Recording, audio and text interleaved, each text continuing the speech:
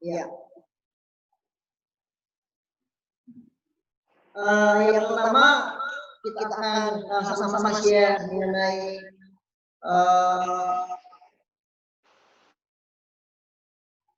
sebelumnya Pak. Iya, ini dia pertanyaan, mengapa perlu bermain bagi anak usia dini? Nah, yang pertama yang patut untuk kita pelajari adalah bermain ini perlu bagi pembangunan otak anak. Kalau memang struktur anak PAUD itu adalah sebetulnya dalam masa pertumbuhan.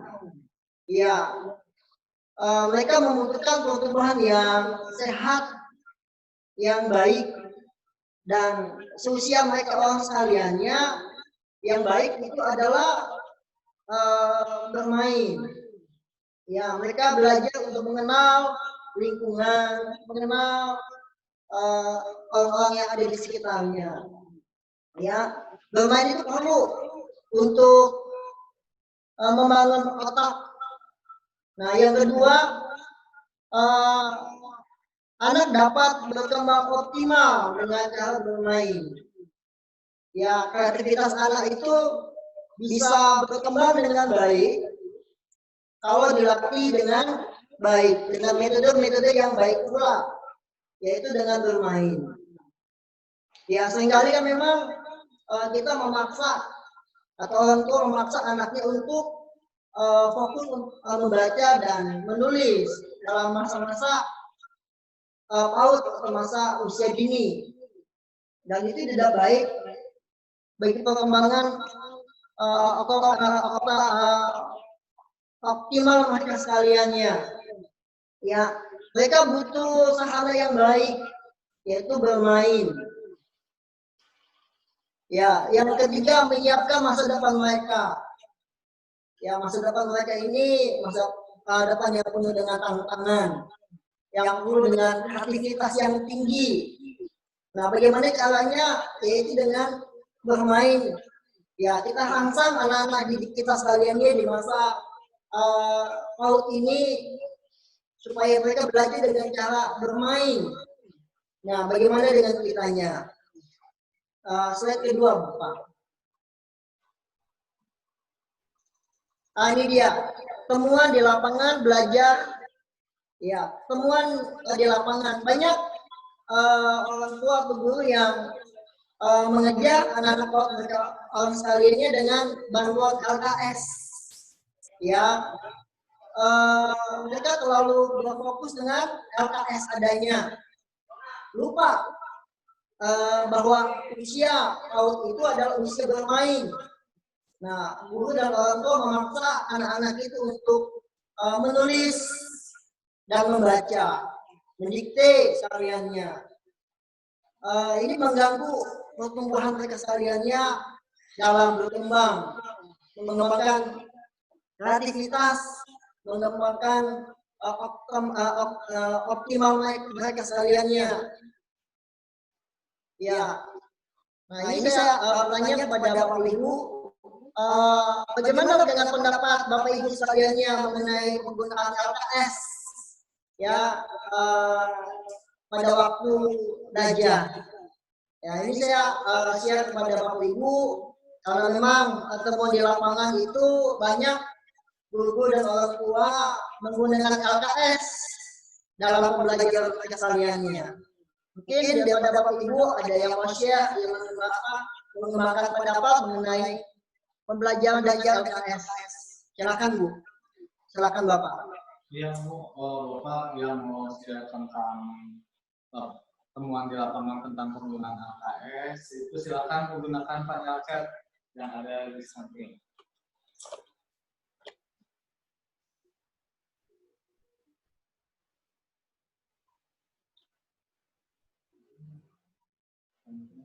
Ya. Atau nanti pas waktu diskusian setelah ini akan dilanjutkan ke diskusi tentang permainan anak.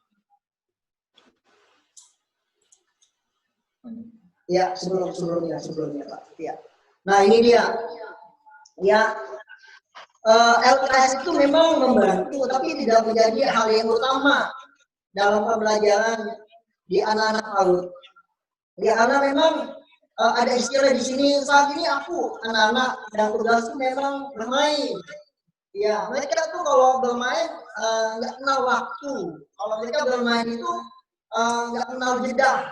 Kadang sampai lupa pulang begitu. Jadi memang karakter mereka sekaliannya adalah bermain. Nah, bagaimana kita itu menyampaikan pembelajaran itu dengan cara yang baik, yang bermain dengan baik dengan mereka sekalian, metode bermain. Ya, yang harus dipahami saat ini aku anak-anak dan tugasku memang bermain. Ya, kalau misalnya ada yang mengatakan anak TK atau PAUD harus bisa baca, bisa berhitung, bisa menulis, bisa dikte, ya memang. Tapi bukan hal yang utama. Itu menjadi hal yang pelengkap dalam pertumbuhan anak-anak PAUD sekaliannya. Itu yang perlu untuk digarisbawahi. Selanjutnya Pak. Ini dia. Apakah itu bermain? Ya, bermain ada programnya, ada tujuannya. Ya, yang pertama, bermain itu harus menimbulkan kesenangan. Ya, bermain itu harus menimbulkan kesenangan. Jangan sampai permainan yang kita buat untuk anak didik kita itu menjadi beban atau tidak disukai oleh anak-anak. Nah, dalam pembelajaran kita harus mencari metode atau permainan yang menyenangkan bagi anak-anak kita. Banyak macam. Ya. Oke, kemudian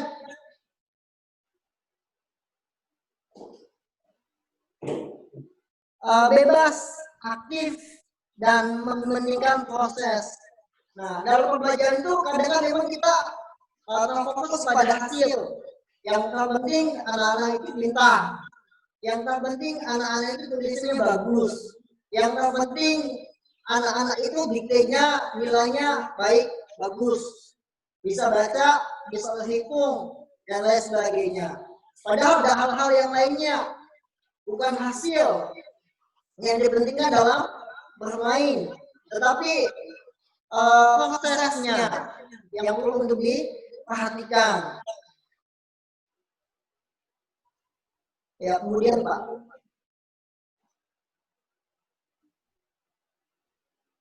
Nah, ini dia. Dalam masa-masa pandemi corona ini, anak-anak PAUD dianjurkan dan diwajibkan untuk belajar di rumah. Ya, belajar di rumah. Ya, anak-anak seharusnya mampu melakukan pencobaan dan penelitian sendiri. Sehingga kita bertanya, anak-anak mampu nggak nih ya, anak-anak PAUD untuk belajar di rumah? Mampu nggak secara intelektual mereka itu memahami pembelajaran yang ada?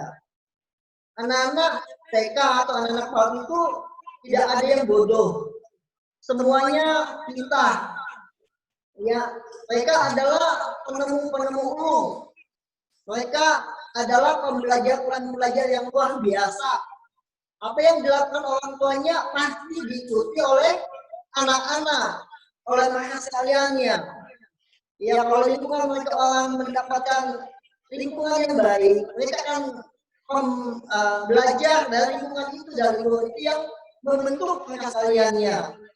Ya, anak itu mampu melakukan pencobaan dan penelitian. Ya, penelitian anak itu dengan sendirinya mempelajari apa yang ada di sekelilingnya, menemukan dari anak itu nggak bisa berbicara sampai anak itu bisa berbicara.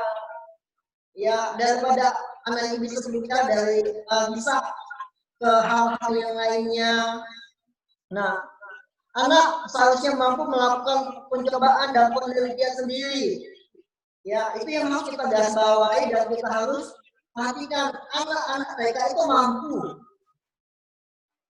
Ya, malah mereka kritis, bertanya, "Mana kok begini? Apa kok begitu?"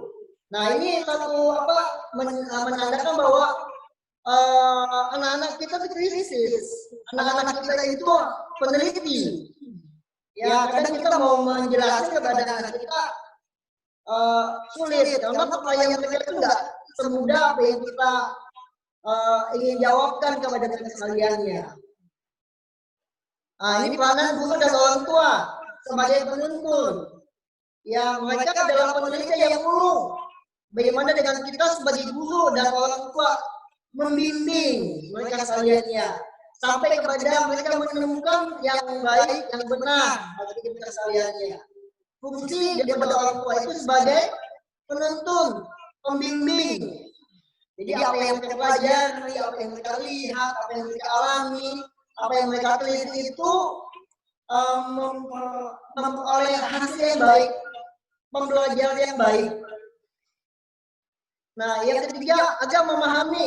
Nah, memahami, membangun pengertian diri, harus menemukan diri. Jadi anak itu bisa menemukan. Dan fungsi orang tua hanya membantu membuka jalan bagi mereka sekaliannya dengan metode pembelajaran bermain bersama dengan mereka sekaliannya. Banyak macam, ya. Selanjutnya Pak. Nah, ini dia tantangan pendidikan abad 21. Ya, kita berdiri dan dilahirkan di abad 19 dan abad ke-20. Dan anak-anak kita itu ada di bawah kita di abad yang ke-21, di mana kompetitor banyak, tantangan sungguh luar biasa. Apa yang kita alami sekarang ini, masa-masa yang kita alami sungguh luar biasa, dan apa yang akan dialami nanti oleh anak-anak kita ke depan itu lebih luar biasa lagi, lebih susah lagi. Ya, dibutuhkan pendidikan yang baik, dasar yang baik. Itu tantangan kita bagi anak-anak kita di abad yang ke-21. Dibutuhkan pemikiran yang kritis, yang kreatif, bekerja sama, mampu bekerja sama, nggak kerja sendiri. Ya, keberhasilan itu bukan dihitung dari kemampuan yang ia miliki, tapi apa yang dapat dia lakukan bagi orang lain, dan dia kerjasama dengan yang lainnya. Kemudian komunikatif, ya nggak monolog, anak itu nggak egois, ya pintar tapi egois, nggak komunikatif. Tapi memang tantangan abad yang ke-21 ini bagaimana anak-anak kita, anak-anak didik kita itu menjadi orang-orang yang komunikatif, yang ramah, yang bertanya, yang menghargai, dan itu dibentuk oleh pendidikan yang menyenangkan, bermain luar mereka sekaliannya. Ya, tantangan pendidikan abad yang ke-21. Terus Pak. Nah, ini dia. Rumahku adalah sekolahku. Ya, ini yang penting. Ya, yang pertama itu rumahku adalah sekolahku. Ya, bukan yang lainnya. Jadi di dalam rumah itu anak itu pembelajaran yang pertama. Ya, meneliti yang pertama adalah di rumah. Bagaimana orang tua, bagaimana papa, bagaimana mama dan papa berbicara, bagaimana mama dan papa itu mengambil satu solusi, dan itu ditemukan di rumah. Yang kelas yang paling luar biasa yang bermanfaat adalah di rumah.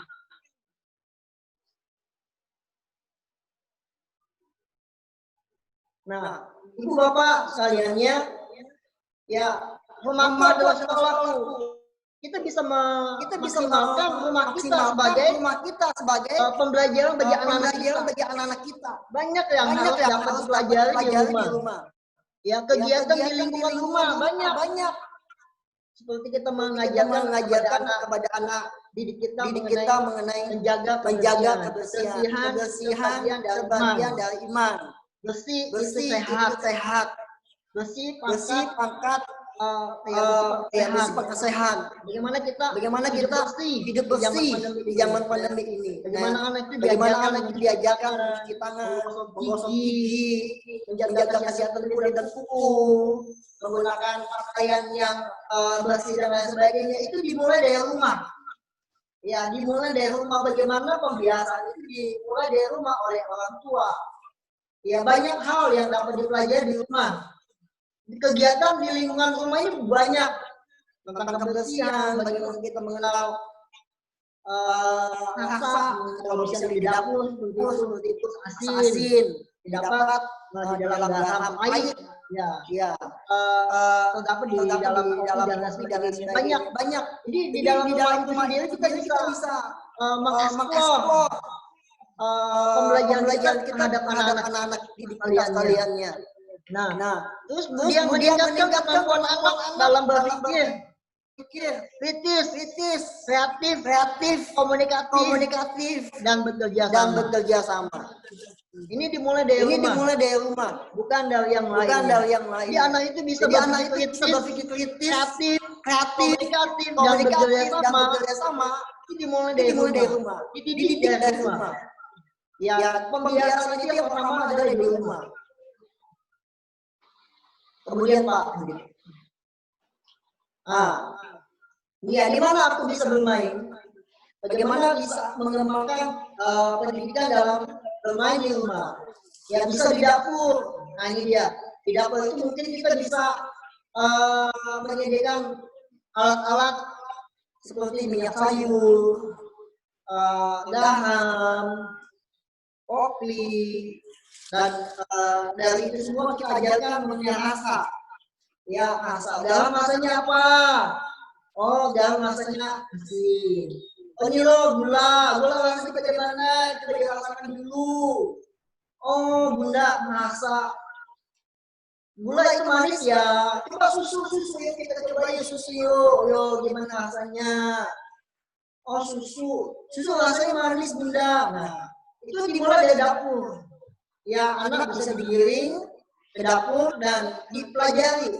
Ya, anak itu dekat dengan orang tua, ya diajari bagaimana merasakan, bagaimana caranya untuk memasak dan sebagainya. Bisa dimulai dari anak-anak usia dini, mengenal lingkungan dapur. Kemudian dalam ruang keluarga, yang punya alat-alat yang ada dalam rumah, fungsi daripada alat dalam rumah keluarga, seperti lampu. Coba lihat lampu deh. Oh iya, coba apa yang kamu pikirkan tentang lampu?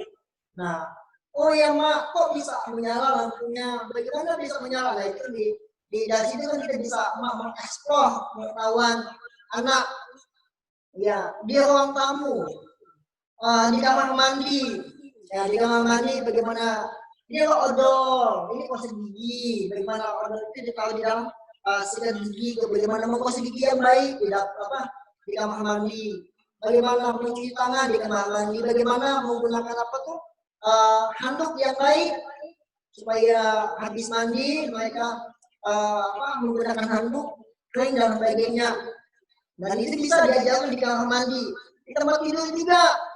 Biasanya memang kalau orang tua mengajarkan, ayo anak-anak sebelum tidur coba gosok gigi, sebelum tidur coba cuci tangan. Nah, kemudian di kamar tidur diajarkan bagaimana melipat baju, melipat dan membersihkan tanaman tempat tidur setelah mereka bangun dan sebagainya. Banyak hal yang bisa diajarkan, yang bisa dipelajari oleh anak-anak. Nah, orang tua memfasilitasi, membimbing, ya sampai mereka mengerti. Oh, ini loh tugas. Saya sebagai anak kalau misalnya bangun harus perhatikan tempat tidur, yang mandi, harus menggosok gigi. Nah, itu nanti diarahkan begitu sampai mereka terbentuk menjadi manusia yang lebih baik. Ya, bisa juga digarasi. Ya, bagaimana naruh barang, misalnya habis bermain. Ayo, anak-anak kita sudah bermain ya. Ayo, kita bersihkan sama-sama. Nah, itu di dalam garasi. Misalnya main apa tuh? Main pasal. Yuk kita kumpul ya, main pasal gitu ya, bikin pasal. Nah, bagus, pintar anak-anak. Nah, setelah itu, ayo kita beresin yuk. Nah, itu anak-anak belajar untuk memberesin. Nah, itu bisa dilakukan di garasi. Ya, bisa juga di halaman, banyak macam. Ibu bapak sekaliannya, pembelajaran yang dapat kita lakukan di rumah, yang nggak akan kurang. Nah, ibu bapak yang harus digarasi, yang harus kita garis bawahi adalah Rumahku adalah sekolahku. Itu yang pertama. Kalau kita mengajarkan anak, didik anak kita sekaliannya, orang tua sekaliannya, sebagai pembimbing bagi anak-anak sekaliannya, banyak hal yang dapat untuk diterima, dimanfaatkan. Ya, mereka menjadi seorang yang kritis, yang kreatif, yang dapat bekerja sama, yang komunikatif, dan itu memang yang yang diperlukan ya di abad yang ke-21 ini. Ada lagi Pak Dit? Ini contoh. Ya, dalam pembelajaran itu penting sekali adalah pertanyaan yang terbuka. Ya, kita nggak boleh kasih jawaban, tapi kita membuka jalan, menggiring pemikiran anak-anak kita sekalian dengan pertanyaan-pertanyaan yang menarik, dengan pertanyaan-pertanyaan yang terbuka. Ya, misalnya, apa yang kamu buat? Oh, Pak, aku mau membuat boneka-bonekaan dari kertas. Nah, aku membuat makhluk dari kertas bagaimana melipat. Nah, itu jadi dari situ bisa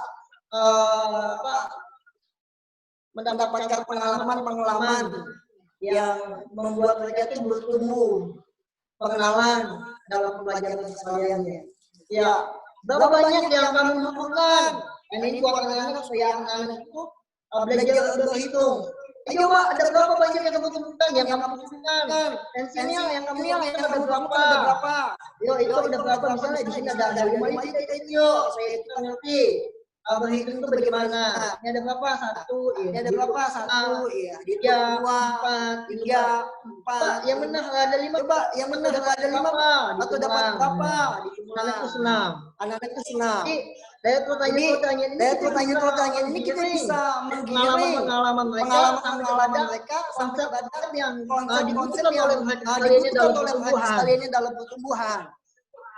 Iya, mengenai konsep berhitung. Bagaimana mereka mengenal angka 1 sampai 10. Nah, itu bisa dimulai dari pertanyaan atau permainan. Iya, menghitung pensil, menghitung lain sebagainya, atau melompat. Ayo, anak-anak, kita hari ini kita main dengan melompat yuk, gitu ya.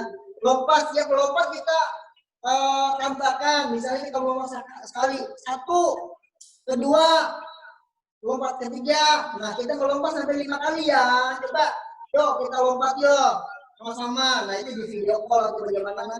Lompat 1, 2, lompat 3, lompat 4, lompat 5. Gitu ya. Kalau udah selesai kan, anak-anak kita semua gitu ya. Nah, jadi memang proses yang seperti itu.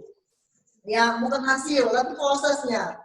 Ya, prosesnya harus dikembangkan dengan metode-metode yang menyenangkan, yang dibutuhkan oleh anak, yaitu bermain. Ya, secara tidak langsung dengan permainan itu mereka mengenal konsep berhitung, yang mengenal konsep pengenalan lingkungan. Misalnya, oh lampu ini terang ya, itu lingkungan. Yuk, kalau makan tuh habis makan tuh kenyang ya, gitu ya. Nah, itu walaupun pertanyaan biasa, itu kan luar biasa bagi anak. Kok habis minum susu ngantuk ya, gitu. Nah, itu banyak pertanyaan yang kemungkinan. Nah, kemudian dapatkah kita menghitung jumlahnya? Misalnya, dapat berapa deh hari ini deh? Main gunungnya bisa, kalau main gunung jadi bisa main dengan. Oh, saya dapat sekian lagi kita hitung yuk. Bisa dihitung, kalau bisa coba dihitung yuk. Nah, itu konsep. Ya, melalui pertanyaan terbuka. Tadi kita ada penjelasan. Ya. Kemudian lanjut lagi. Udah habis. Oke. Iya. Saking asiknya Bapak mendapatkan materi tentang permainan bagi anak sampai lupa kalau sudah habis. Iya. Nah, itulah ketika anak bermain itu tidak hanya cuma bermain, tapi juga mengembangkan atau membuka perkembangan bagi anak.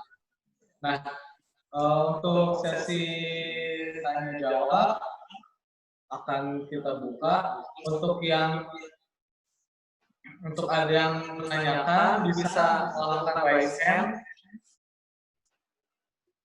Atau kalau misalnya untuk jika tidak bisa raise hand, coba ibu atau bapak bisa untuk menuliskan pertanyaannya di chat.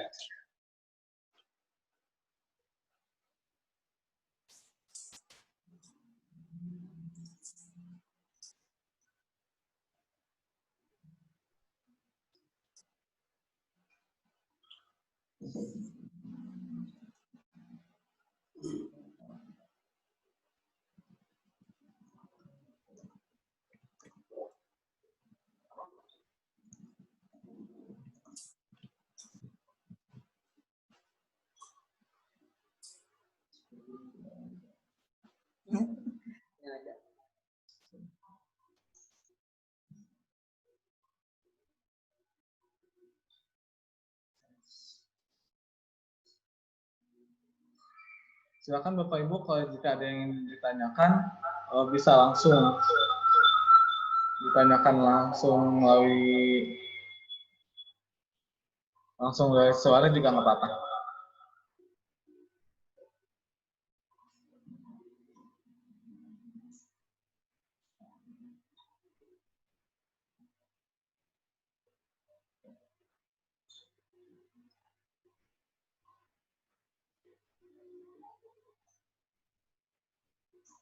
Coba Pak, bagaimana sih Pak pentingnya bermain bagi anak tuh maksudnya ketika dia bermain bagi akan bermain di luar dan seperti itu apa sih sebagai orang tua tuh kita tuh harus ngapain gitu?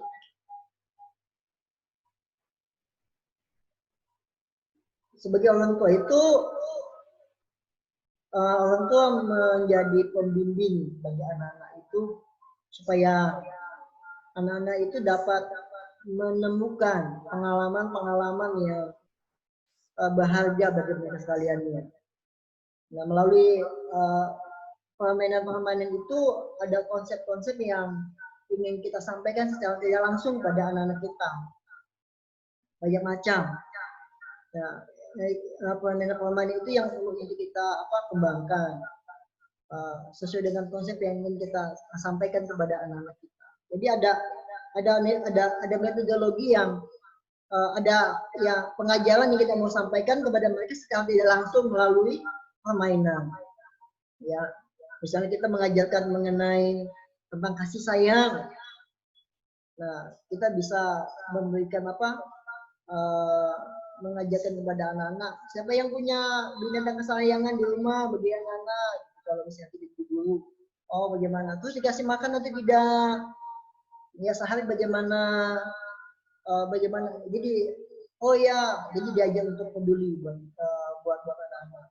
Jadi secara tidak langsung, ya kita sudah mengajarkan kepada anak kita mengenai kasih sayang, ya bagaimana mengasihi, ya dimulai dari hal yang kecil itu mengasih barang-barangnya dia, binatang sayangnya dia, dan diharapkan di suatu saat nanti kalau mereka menjadi orang-orang yang dewasa, mereka belajar untuk mengasihi. Dan kalau misalnya nanti ada binatang kesayangan yang meninggal, nangis, nah diajarkan juga bagi anak-anak bagaimana melepaskan.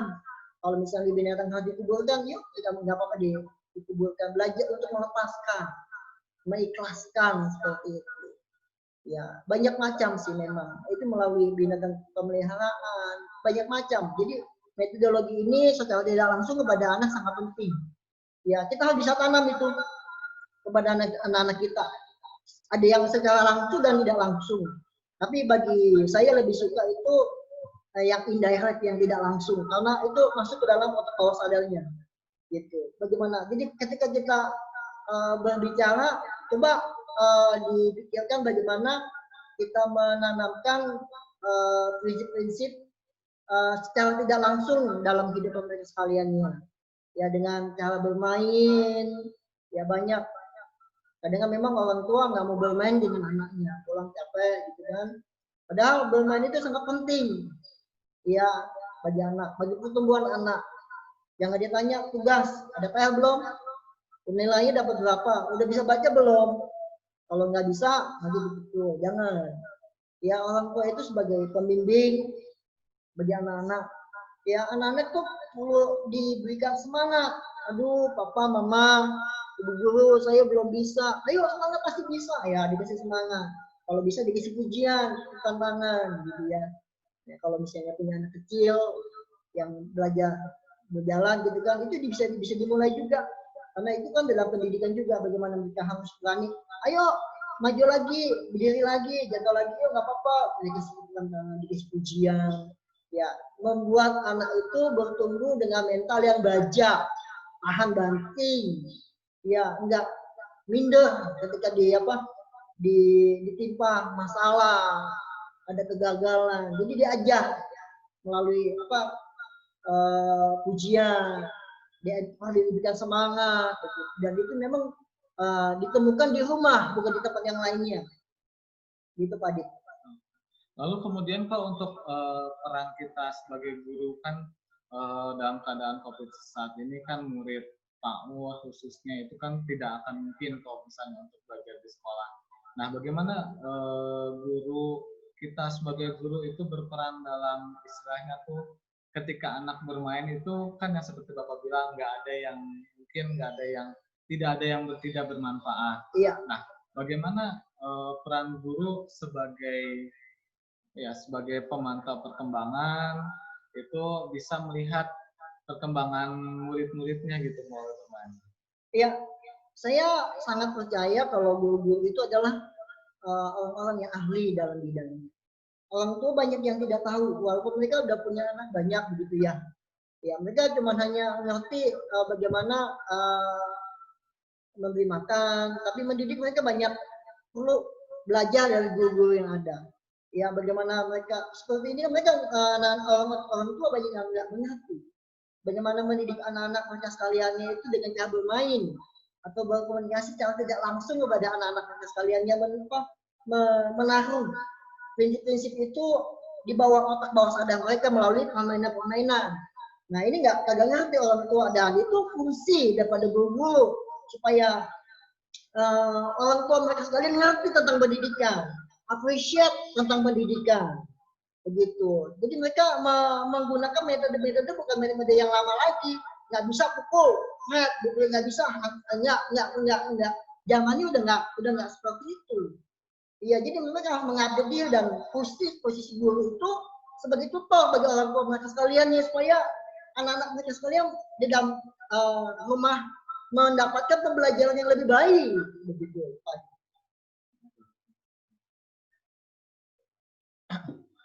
Jadi walaupun belajar di rumah pun guru nggak akan terlepas dari istilahnya tugas mereka sebagai pemantau perkembangan anak, karena kan yang tadi Bapak sampaikan, guru itu punya kemampuan. Punya kemampuan, dan orang itu banyak yang nggak ngerti tentang itu. Ya, dan oleh karena itu kan berarti kita sebagai guru dan mereka sebagai orang tua itu harus berkolaborasi. Iya, itu yang untuk kita bangun bersama. Ya, bagaimana komunikasi kita sebagai guru dalam masa-masa seperti ini kepada orang tua. Ya, komunikasi penting ya. Gitu. Bagaimana?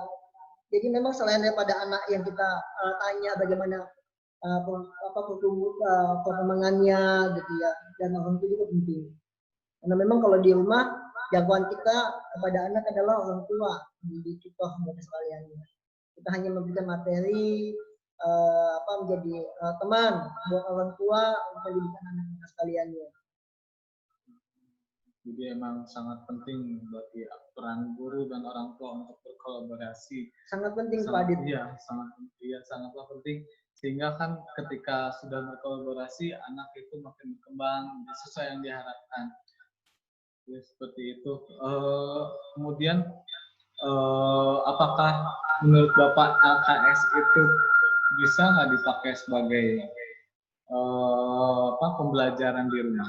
Ya, sebelum yang ini saya jawab, saya ada satu hal yang ingin ditambahkan sebelum pertanyaan ini. Seringkali kan memang kita meninggalkan kerjasama. Ya, kerjasama untuk mendapatkan keberhasilan bersama. Ya, anak-anak di rumah adalah anak didik kita juga, dan anak mereka sekaliannya juga. Nah, ketika menginginkan sesuatu yang lebih baik dalam pendidikan, anak-anak itu nggak bisa berdiri dengan sendirinya, membutuhkan banyak sokongan baik dari rumah, orang tua, dari guru juga. Dan keberhasilan anak itu adalah kerjasama dari antara orang tua, anak, dan guru yang ada. Jadi nggak bisa yang namanya anak itu hebat, pintar, kreatif, kritis, bersama dan lain sebagainya di rumah tok, enggak. Tapi memang yang fondasinya memang di rumah. Tapi ada kerjasama. Nah seperti ini, orang tua nggak ngerti, tapi guru memberikan apa? Mediasi supaya orang tua ngerti, gitu kan? Nah ini kan namanya bentuk kerjasama, komunikatif. Dan ini menjadi lebih baik masalah-masalah dalam rumah tangga seperti tentang pendidikan anak. Nah, itu bisa diselesaikan dengan kerjasama, komunikatif, konseling misalnya.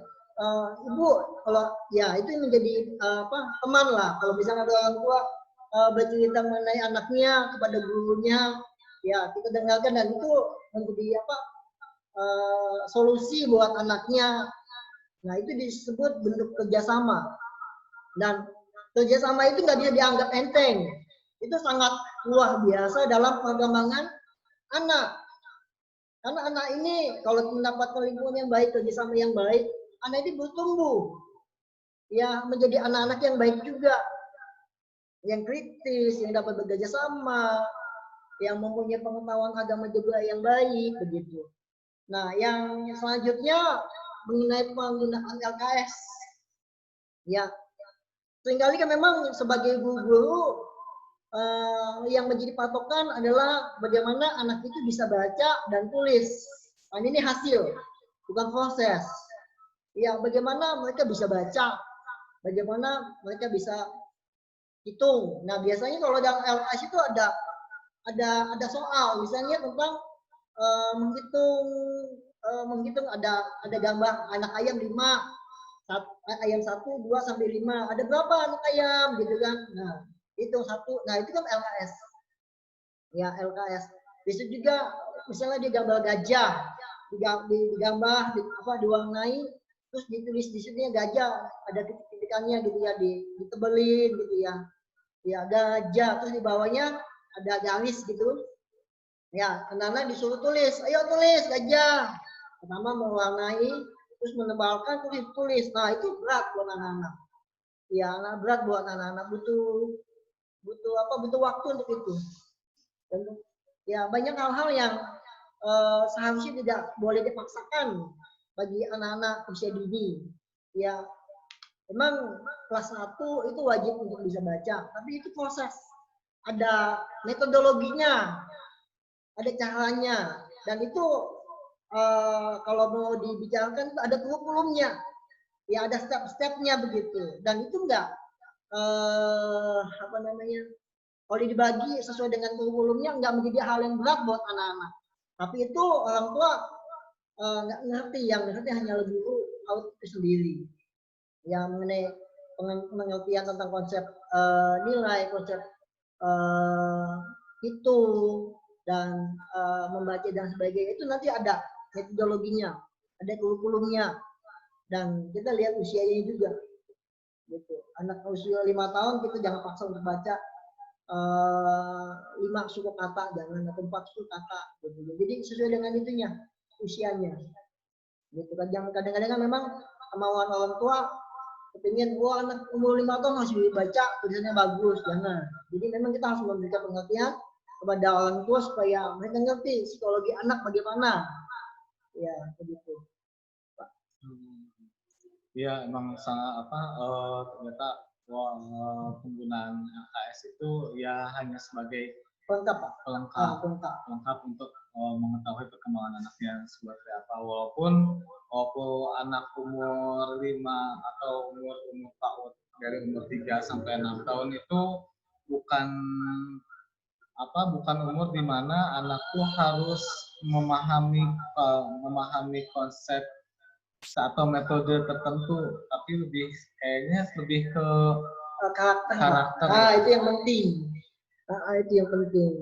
Tapi memang salah pengertian banyak orang tua yang penting anak saya itu bisa baca, bisa hitung, tulisannya bagusnya. Itu kadang-kadang itu apa hasil bukan proses. Iya, hasilnya kan padahal ketika diajarinnya lebih ke karakter perkembangan dulu kan, nanti mengikuti seperti kayak metode atau misalnya konsep. Dulu Iya. anak kan mungkin konsep untuk limpat untuk anak PAUD itu lebih ke konsep sederhana. Iya, betul Pak. Oke, itu ya Pak. Betul Pak, betul. Jadi memang anak usia setahun pun mereka udah ngerti tentang apa namanya musik, gitu ya. Dari musik mereka bisa meresponi, bisa bertepuk tangan waktu ketika mendengarkan musik, bisa juga ketika bertepuk tangan ya mukul-mukul apa tuh meja, bisa. Jadi konsep ini udah ada sebenarnya dan itu perlu. Jadi orang tua itu bisa kalau mengerti lebih dalam lagi,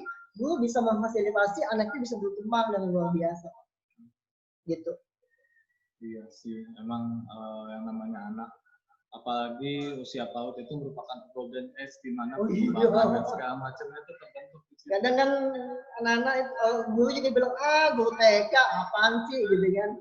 Kalau guru SMP SMA luar biasa. Tapi jangan guru TK itu aduh luar biasa kalau anak itu sampai bisa magun gitu ya. Bisa apa nggak patah semangat itu dari guru TK-nya juga tuh yang memberikan dorongan buat anak-anak sekalian ya.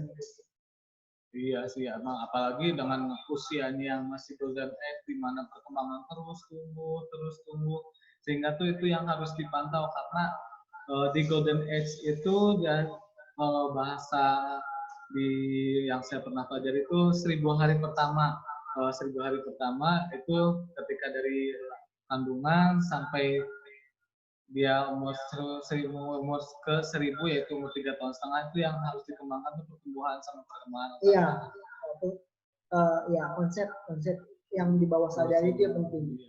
Kemudian dari umur lahir sampai golden age yaitu sampai umur 6 tahun itu perlu diajarin karakter, perkembangan segala macamnya sehingga pas waktu mungkin dia beranjak dewasa perkembangannya itu makin pesat sehingga anak itu mempunyai perkembangan yang sangat bagus, akhlak yang baik, terus akhlak yang baik misalnya menghargai akan orang tua dan guru atau misalnya menghargai orang lain itu ya Pak. Iya betul Pak.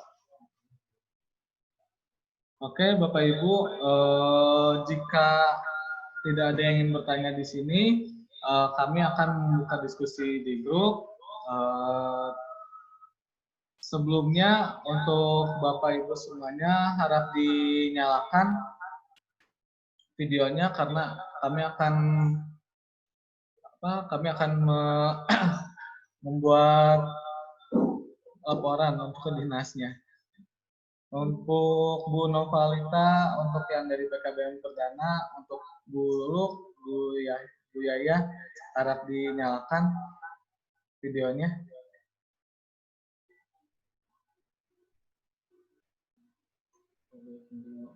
Terima kasih. Untuk yang dari Bakti Utama, boleh dinyalakan.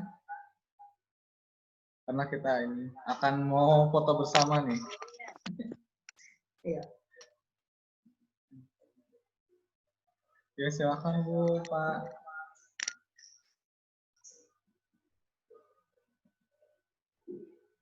Untuk Bu Luluk, kemana ya Bu Luluk ya?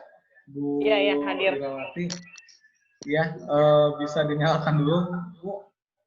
Karena kita mau foto bersama, biasa. Oke. Ya, bentar ya Pak. Iya. Untuk Bu Irawati, bisa dinyalakan?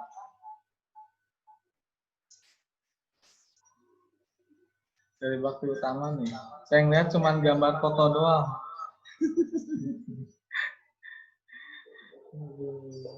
Sehat-sehat semuanya Pak, Bu? Ya, sehat Pak. Bakti Utama ada 2 Pak. Yang satu udah nyala videonya nih. Oh iya, yang satu belum. Masih megang tangan kayaknya Bu, itu di gambar. Nah itu sudah Pak. Iya. Baik Bu. Aduh, terima kasih atas partisipasinya dari Bapak Ibu semua. Oh, ada yang keluar satu ternyata. Oh Bapak keluar? Oh enggak. Oh enggak. Saya keluar enggak.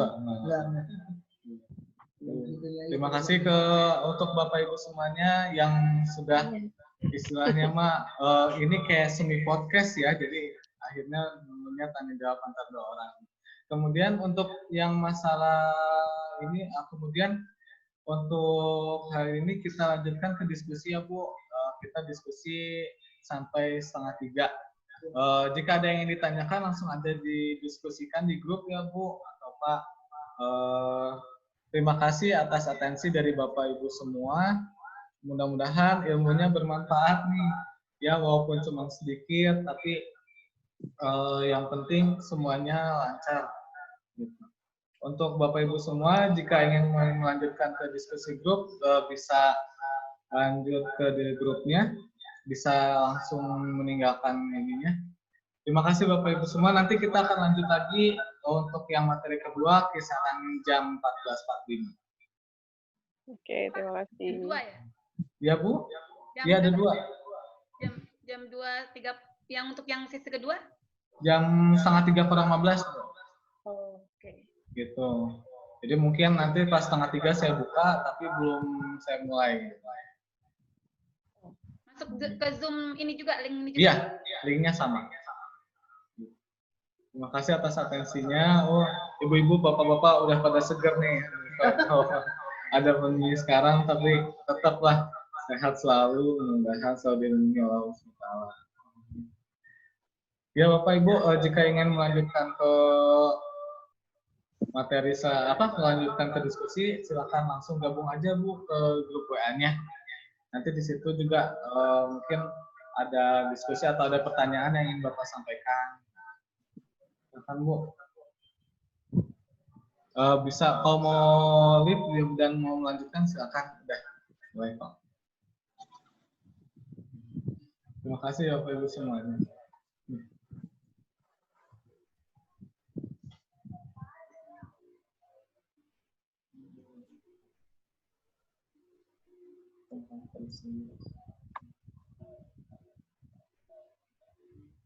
Ya Pak. Ada yang ditanya Pak? Iya, di grup. Di grup? Mana?